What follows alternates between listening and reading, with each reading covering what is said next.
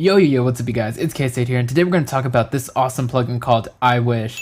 So this video is also a giveaway, so I want to thank Polyverse, the developers of this plugin, for making that possible. Because of them, they hooked it up with an extra license of this plugin, so that way we could have a giveaway contest. So at the end of the video, I'll explain how that works. It's very easy, it's just a matter of commenting, so I'll tell you guys what to comment down below at the end of the video. But let's get into it, because this plugin is really awesome. And so first off, what is it? This plugin is a granular note freezer, pitch freezer, and pretty much the way it works is it works on an audio track. So back here I have an example of it on some drums. So pretty much it's a MIDI effect that plays through an audio source. So you have to have two tracks to make this work. You have to have an audio track which the iWish plugin goes on, and then a MIDI track to send MIDI data to the iWish plugin. So it's pretty easy. You just go your I/O and you just make sure that you're routing this MIDI to the audio track. So pretty much you can see down here I have my I/O open right here. I've sent this to the iWish drums, and then it shows up here, and pretty much that's how it works. So it's playing the audio on the audio track and making a loop based off of the MIDI clips that we're playing down here. So pretty much if we play a really high note, it's going to play a really short loop, and if we play a low note, it's going to play a really long loop. But that's kind of interesting because it mixes between the two, so that's what the crossfade here is for, to mix between the original audio and the new one, the new loop that's being generated. And of course we have pitch and formant. So the pitch is what controls the length of the loop that's being made, so that's how it changes the pitch, by changing the length. And then the formant is the playback speed of that. So pretty interesting. Then we have an LFO and envelope for our pitch and formant. So this is kind of where now we can do some modulation stuff. So we can see that the green represents our pitch and the kind of orange-red represents the formant.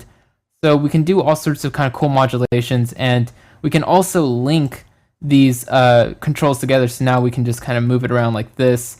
And even down here, when we have these linked, these controls are linked, so it's really useful there. But let's explain the rest later. Let's just now do a bunch of before and after so you can get to hear what this thing does. So I highly recommend you guys watch the Infected Mushrooms video where they apply this plugin to every element in a track, like drums, vocals, all that stuff, and they make a track completely just using this plugin and completely changing the sound. It's amazing. So that will give you an idea of what the potential of this plugin is. But let's just start doing a bunch of before and afters.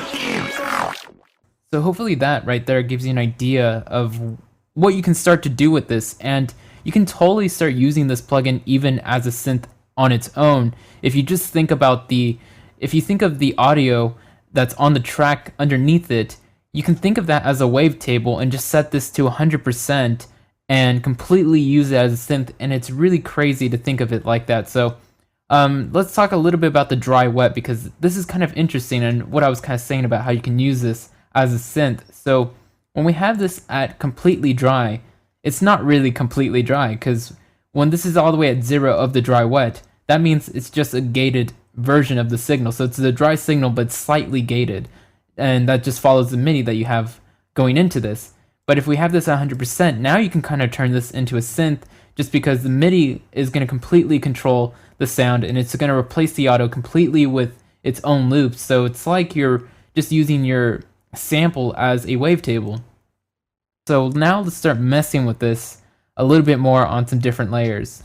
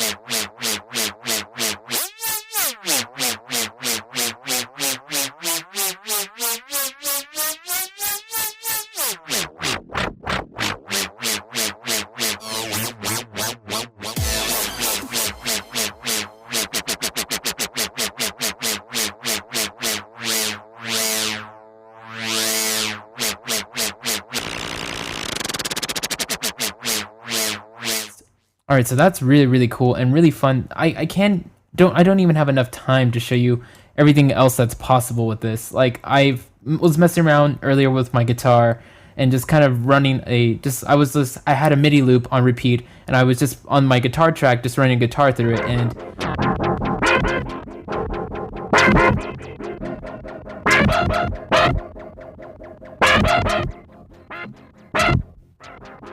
but pretty much in conclusion, I love this plugin to death. I suggest you guys at least check out the developer.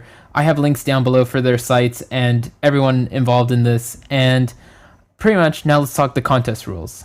So all you gotta do to enter the contest is just comment down below, I wish I won. That's it. That's all you gotta comment. And other than that, if you want to get bonus points, or if I see people kind of tweeting at me or Infected Mushroom, your chances are a little bit better, but I'm gonna randomly pick somebody, so it doesn't really matter if you share the video or you tweet at Infected Mushroom and me. I wish my mushrooms were infected. It doesn't matter. I really don't want you guys to do that, but just comment I wish I won. That's all you got to do. I'll pick a winner in 3 days. I'll comment the winner's name and send them the license for this on that day via the comments, or I'll private message that person. And that's it. Thanks guys for watching, and of course, Lathes.